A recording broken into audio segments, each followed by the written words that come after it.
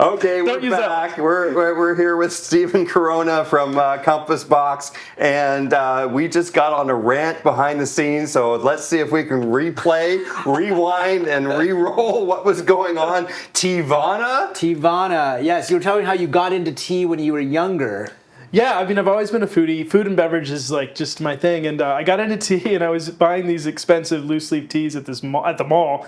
And I remember one day I bought $60 worth of loose leaf tea, and then I went to a kiosk to get like, I don't know, a cinnamon roll or something, and I forgot the bag of loose leaf teas. And at the time I was a broke college student, so $60 was a lot of money. And I just quit drinking nice tea after that because I was so sad that I lost that tea. So it's so good to be back here and trying really high quality teas with you. Learning. Yeah, so grateful to be able to be here and bring you back into the world of tea and tea appreciation. You know, when you're starting a business or when you're restructuring a business, they want you to name your avatars. It's a marketing thing, and it's your avatars are your customers, and they kind of represent your customers. So one of our avatars is Foodie Fran, and you said like, is that me? That's you know, I'm Foodie Fran too, but you know, that's when you're talking about you just were interested in like the best. What is it? If there's coffee, I want the best. If there's whiskey, I want the best. I want to know about it. You're kind of Foodie Fran and Culture Carl together. Yeah, you know, those are two of our avatars. But the culture and the craft, but also the quality. You want to pursue that thing to the nth degree.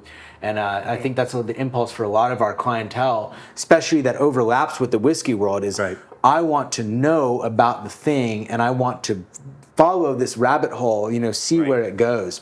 So. And that's why I didn't want Teavana. It was too much money. And I'm sitting here saying, you gave me this much for how much? I can go to the freaking Asian market down the street and get this big thing for like $10 and loose leaf tea and buy a little pot for like $8. And I'm making my own pot of tea of my own oolong and it's real tea. It's not flavored. You were smarter than me. And then the pots at Teavana were like $100. I mean, it was, were they really? Wow. They were very expensive. They looked quite nice, decorated and all that. People in the tea world, like in the specialty tea world, are always shitting on Teavana because they do a lot of flavored teas and blends, and they're overpriced and they're in malls. But I'll say this.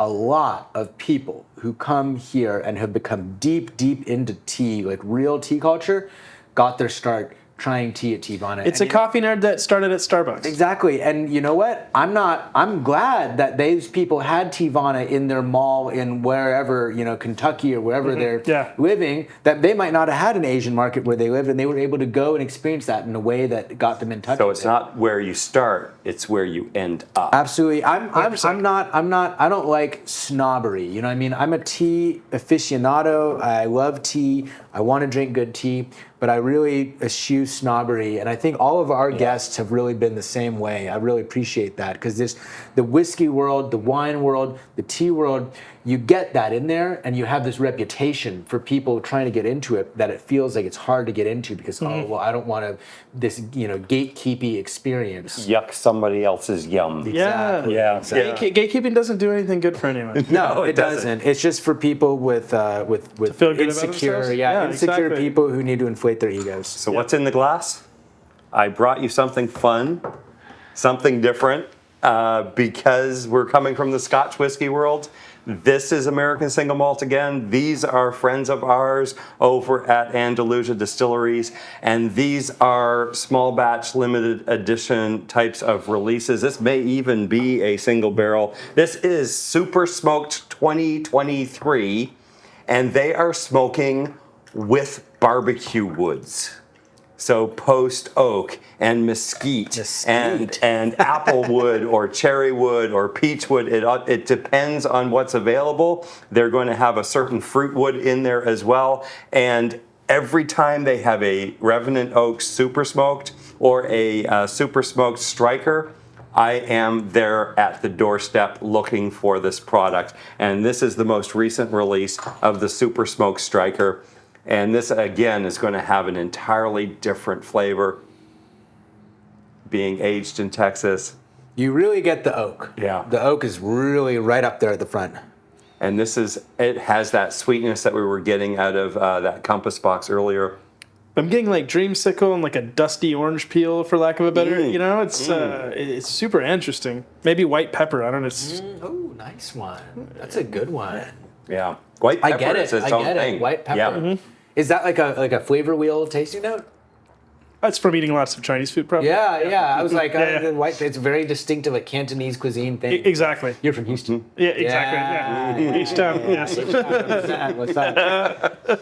And you can actually find flavor wheels online that are dialed into specific types of styles, and it gives you words that you may not know or may not be able to verbalize while you're tasting. So go online and download some of those whiskey flavor wheels. And Nice.